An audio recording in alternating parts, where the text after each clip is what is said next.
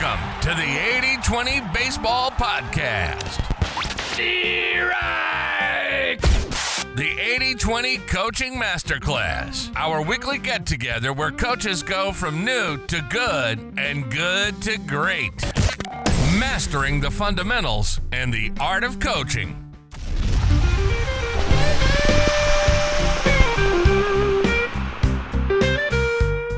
All right, welcome everyone. Great to have everybody here. Our weekly get-together on our path to efficiently becoming great coaches, great players, better baseball parents. We got a shorter episode today because I'm traveling for some work, but we're going to come out swinging right now with a quote from Coach John Wooden, the GOAT, Coach John Wooden. Success is peace of mind, which is a direct result of self-satisfaction in knowing we made the effort to become the best of which we are capable. End quote. Come out with a line drive right off the bat. Success is peace of mind, which is a direct result of self-satisfaction in knowing we made the effort to become the best of which we are capable. Coach John Wooden, great with words. He really knew how to boil things down to what mattered, to articulating things clearly to his players. You don't win all those championships in a row, all those games in a row, without having a great messaging system. Because as the players moved on and new players came on to the team, the machine kept rolling. The system stayed optimized.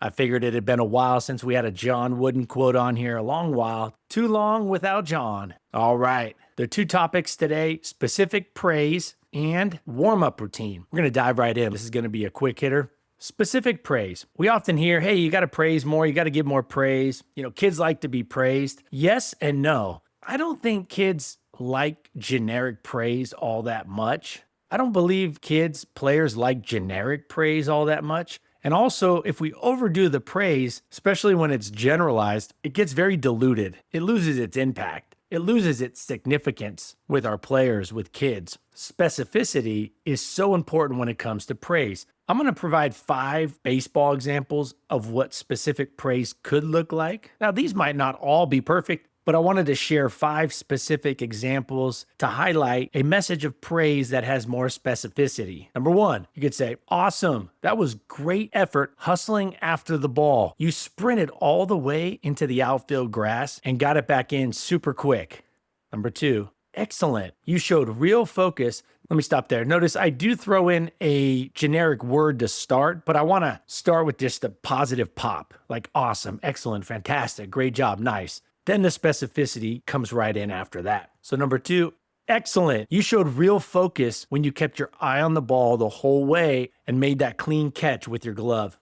Number 3, fantastic. You showed strong discipline by getting your front shoulder closed and driving through the ball for a solid line drive. Well done.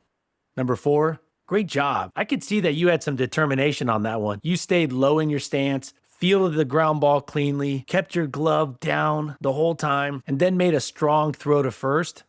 Number 5, you showed some awesome teamwork by calling for the ball loud and clear so there was no collision in the infield amongst you and your teammates. I'm actually going to throw in a bonus one here that came up as I was reading off those first 5.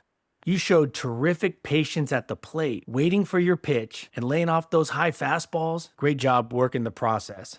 So coaches, go out there when you go to give praise, keep an eye on how general it is and praise the process, not so much the person. We really want to praise their process, their effort, and not so much the person or the result. Specific praise about the process or the effort. And we want to avoid general praise, generic praise, and we want to avoid praising the person or the result. And whatever we do, and I see this so often, I actually made this mistake recently. I was talking to my kid and I infused some comparison into the praise. We do not want to compare or use words like the best or the top or the greatest. We want to avoid praising with comparisons where we verbally have to put the kid, the person, our kid, whoever it is, the player, we have to lift them up by putting them on top of somebody else rather than going off of what they did, their effort, their process, and tie in some specificity and you got yourself some very effective praise. So not all praise is good. Calculated praise, specific praise, praise the process, praise the effort. You mix those together, blend those together, you're going to have yourself a real nice mix. A positive messaging mix that influences players in such a positive way and really drives them to want to continue excelling. All right, over at 8020baseball.com, we got the new pitching app called Pitcher Score. Well, you can get it on the App Store. Although the Google Play Store makes you jump through 1,000 hoops, I thought it would be the other way around. Getting it on the App Store, the Apple App Store, was relatively easy. Getting it on the Google Play Store for Android phones, the new app that we built out, the new app I built out for coaches that has dynamic accuracy scoring for pitchers, bullpen sessions specifically, or games, really gamifying accuracy.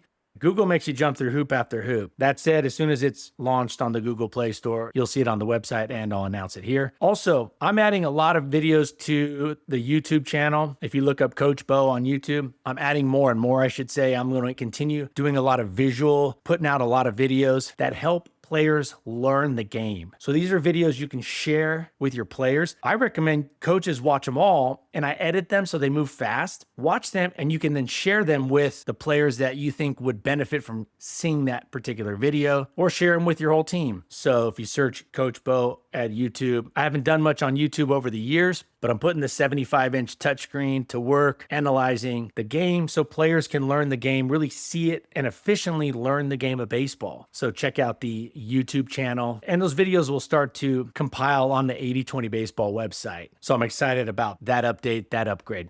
Topic number 2, warm-up routine. I believe it's important that we change the way we often look at warm-ups. Most of us, we look at warm-ups as something we do to get the body temperature up so we can then get into baseball practice, into the game. We do it to get our body temperature and our body warmed up, but that's only looking at it one-sided, and it's leaving a lot of improvement on the table. A warm-up routine should train the players to go through all the movements that they are going to go through in that practice or in the game that day. Not only are we warming our muscles up, a quality dynamic warm-up routine is going to get our players to be better movers, better athletes. An effective warm-up routine is going to get our players prepared to make all the movements come game time, come practice time, effectively and athletically and safely. A good warm-up does two things, not just increasing and warming up body temperature and muscle temperature, kind of stretching out the muscles. The traditional warm-up, the very common warm-up, does one thing. The traditional warm-up increases the body temperature. The most basic one is like go for a jog or do a few basic movements. A high quality warm-up routine does what the traditional / conventional warm-up routine does. It gets the body temperature up, it warms up the body, but it also gives players, teams a structured time to train all the various movements, all the various baseball movements, so the players are better movers, more athletic baseball movers, better athletes. So a good warm-up routine is not just a body temperature increaser, it's an athleticism increaser.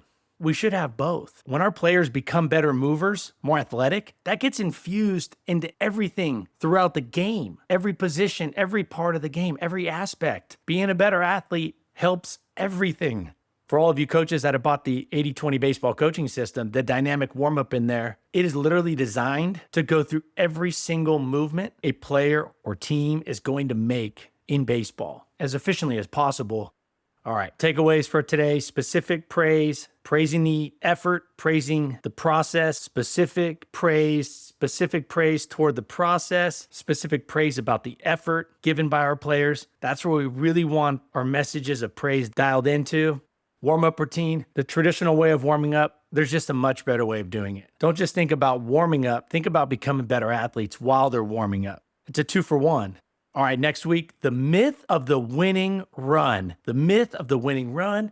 Also, improving the competitions we infuse our practice with. So improving the competitions that we use. Coming up next week. And until then, let's keep taking care of our health so we can be at our best for our families, our close friends, our players, our team. Let's take this information out there and, like the great Tony Gwynn with 2 strikes, let's put it into play. Let's not go down looking. All right, everyone. I look forward to being back here next week when we continue to elevate our coaching game. Players, as you continue to elevate your skill development, becoming better players, coaches becoming better coaches. All right, y'all take care. Until next week, adios.